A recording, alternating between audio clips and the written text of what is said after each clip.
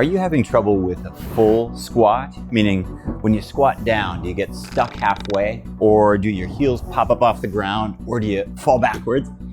If you're working on your full butt to heels squat and you're just not getting there, it can be really, really frustrating.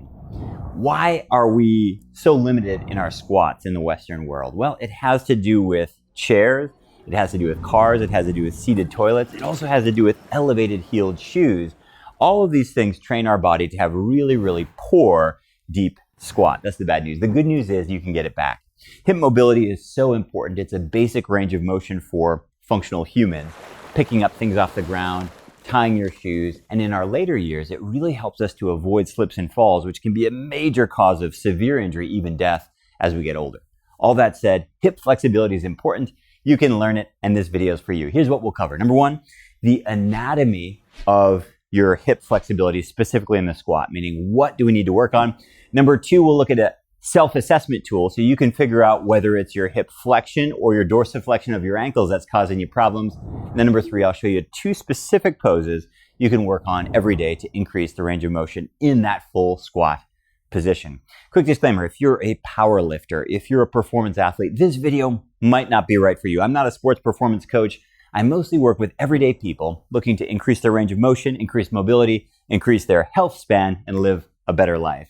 With all that out of the way, if you'd like to skip forward to the poses, you'll find a timestamp down below. If you'd like to grab a PDF of the poses, you'll find a link to that down below as well. Let's start off with the anatomy. Our hip joints are big, strong joints. They're the primary movers of our body. When we lift, we like to lift with our hips. When we load, when we jump, we want to use our hips primarily. They're really strong. Because of that strength, we have over 24 different muscles and some of the strongest connective tissues in the entire body. So when you start to think about opening up your hips, you kind of look down and you think, okay, what am I actually working on? Let's demystify the full squat specifically. When I squat down, down, down, down, down, the 2 main things that are happening are number 1, hip flexion, my knee towards my chest, and number 2 is dorsiflexion of my ankle. I'll say that again. Number 1, hip flexion, my knee towards my chest. Number 2, dorsiflexion of my ankle. It's usually one or both of those 2 areas that are keeping you stuck. For hip flexion, knee into my chest, primarily I'm thinking about my glute max and then my hamstring muscles, also a little bit into my adductor muscles as well, but primarily we're focusing on our gluteal hamstring group. Those muscles need to be long enough so I can do that full hip flexion. When we get into my dorsiflexion of my ankle, that's primarily restricted or enabled by the flexibility of the muscles upstream, the muscles of my calf, specifically my gastrocnemius, my soleus, and my plantaris, the muscles of our calf. So that's what we'll be focusing on. Before we jump into the stretches, let's do a quick self-assessment so you can figure out, is it hip flexion, is it dorsiflexion of your ankle, or is it both that's keeping you stuck? Let's start off down on the floor. Lie down on your back. Lying down on the floor, lift your right leg up into the air, bend at your knee, interlace your hands outside your knee, and gently pull your knee towards your armpit. In an ideal world, with full hip flexion, there'd be no space between your leg and your torso. This is essentially imitating a full bum to heel squat, but we're doing it on our back. So this is our first test. If there is space between your leg and your torso, I'd like you to measure that space so you can keep track. You just do a straight line from your knee to your body, keep track of that number, and over the weeks and the months to follow, you should be able to see very steady gains until your knee goes all the way to your armpit. The next assessment that we'll do is a dorsiflexion mobility test. This is a very simple test, but it'll help you understand how your ankles are doing. Here's what you do. Go up to a wall, make a fist, put the fist between your big toe and the wall, and now bend your knee into the wall. Ideally, you'd like your heel to be down, your knee to be against the wall, without that heel popping up. This would be basic ankle dorsiflexion that will help us understand in a full bum to heel squat, is it hip flexion, is it dorsiflexion, or is it both. With all that in mind, let's now move into 2 stretches you can use every day to work on both of these 2 ranges. Let's look at 2 poses. The first pose, blaster, is specifically for hip flexion. The second pose, a runner's lunge, is designed specifically for that ankle dorsiflexion. Quick note here, these should always be done after, not before a run. After, not before weightlifting. This is stretching with a capital S, meaning it's very intense. It's designed to actually affect change in your soft tissues. You need to position this after, not before, anything explosive, load, speed, or strength bearing. Let's get into the first pose. Start off on your hands and your knees. You'll need a stool and a cushion like I have here and a timer. Hands and knees like a child crawling. I'll use the cushion underneath my left knee. I'll then lunge my right foot forward outside of my crawling hands. I'll use this stool, look at my ankle right under my knee. Use this stool for my arms. And again, imagine I'm doing a unilateral squat here. 2 minutes on my timer, and I'll lunge forward, resting on my forearms. Now, as I feel comfortable, I'll load this hip more and more and more. You can see I'm heel toeing, wiggling my foot a little more forward to go deeper into the stretch. As you're here in the pose, take 2 fingers and you can poke around underneath your leg. And you should feel tension in your gluteal hamstring group here. That group of muscles we spoke about earlier, that might be limiting your hip flexion range. You can drop your head and we'll move into the 3 principles of practice when it comes to big S stretching. The first principle is wet noodle, and that tells us that we should relax our muscles as much as possible when we're stretching with a big S. So let's attempt to wet noodle our front leg as much as possible. The second principle is called nose to mouth breathing. Here's how it works. Inhale through your nose for 4. Exhale through your mouth for 8.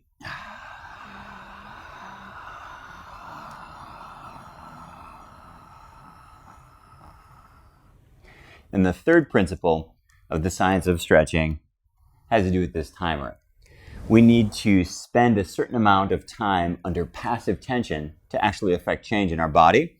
We're using a 2-minute, which is kind of our minimum hold time for all of our science of stretching poses.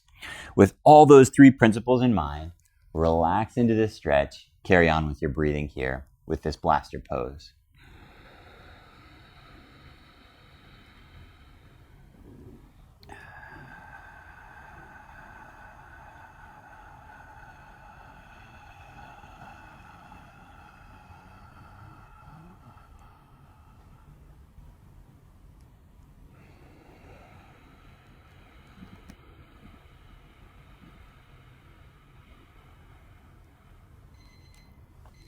Good. Slowly release out of the pose. Get rid of your stool for a moment.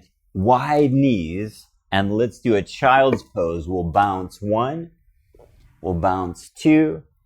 And we'll bounce 3. Reset. Switch that cushion underneath your right leg. Lunge your left foot forward outside of your left hand. Pause here. Grab the stool. We'll get right into our blaster pose on the left side. As much as possible, load up that front hip, that left hip here. What am I doing? Well, I'm approximating a full hip flexion, just like I do in a full bum to heel squat.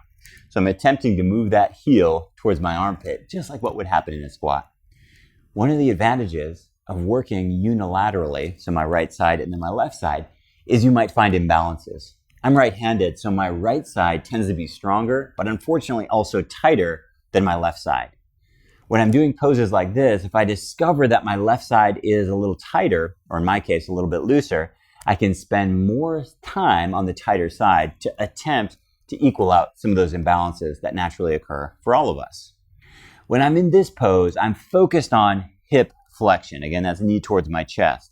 I'm not worried about dorsiflexion of my ankle. In fact, just the opposite. I'll heel toe my foot more forward so that my ankle stays relatively neutral with my ankle right under my knee. Principle number 1, wet noodle. My muscles will stretch best when fully relaxed, so I'll let it go. Principle number 2 is I'll use nose to mouth 4 to 8 breathing to help to turn off my myotatic reflex, my stretch reflex. And principle number 3, we're doing 2-minute long holds to increase my time under passive tension. Inhale through your nose for 4.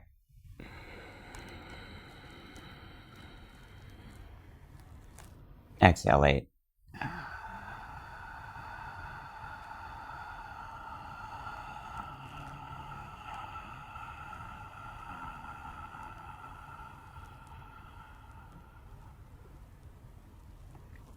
Inhale 4.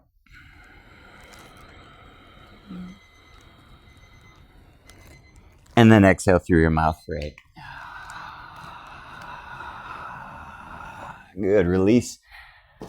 Knees wide apart. Let's bounce down in a child's pose. 1, 2, and 3 to reset. Get rid of this cushion, and we'll move into our next pose, which is focused on dorsiflexion of our ankle. So we'll be stretching our calves. We'll again use a stool, but this time I'll take a lunging position. But take a look at my back heel. Right leg is forward, my knee is bent, back leg is straight, all the way straight back behind me. I'll again start my timer. There's 2 variations of this pose, 1 minute each. Arms all the way straight, and I want to drive the weight from my palms of my hands into my shoulders and then back into that back heel. On my front foot, I'm not so worried about it. I'd like all the pressure to be ground down into my heel. When I do this straight leg runner's lunge, it helps to stretch my gastrocnemius, which is the upper calf muscles.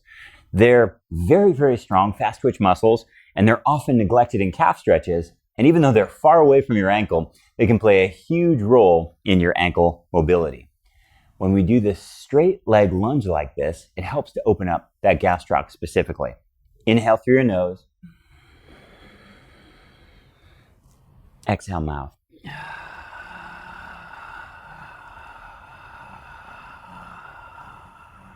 Good. For the second minute of the pose, watch my back knee. See how I softened my back knee? Now this knee is bent, but my heel is still down on the ground. When my knee bent, it tends to prioritize my soleus muscle on my calf. Remember we talked about plantaris, gastrocnemius, and soleus. Your gastroc and your soleus are really the big movers, and your gastroc is stretched best with a straight leg. Your soleus is stretched best with a bent leg. Key thing here, make sure that heel stays down on the ground. You can kick your bum backwards. And now imagine I'm doing a squat. Imagine my knees are carefully tracking over my big toe and moving out over my big toe, just like we did in that self-assessment. When we tested our ankle mobility, we want our knee to move past our big toe with careful alignment.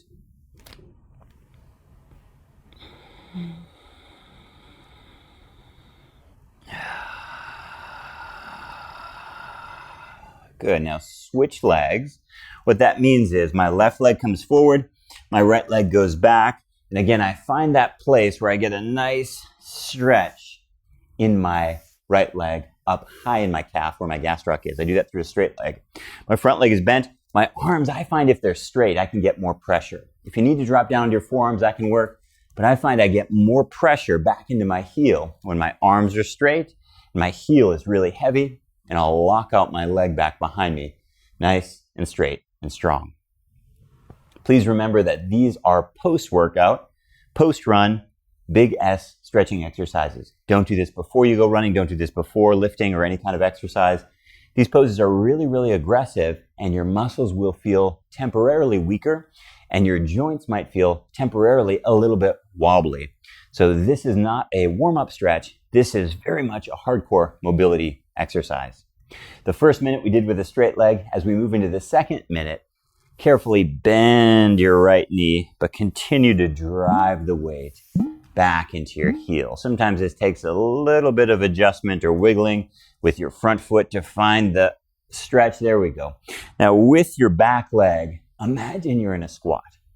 Imagine your knee is bending out over your toes, tracking over your big toe, and press your heel down. Because remember, we want to do a full bum to heel squat. That's our goal. Let's inhale through our nose for 4. And exhale for 8.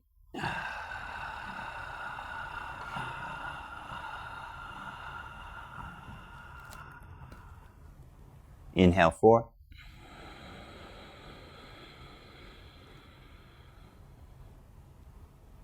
and exhalate.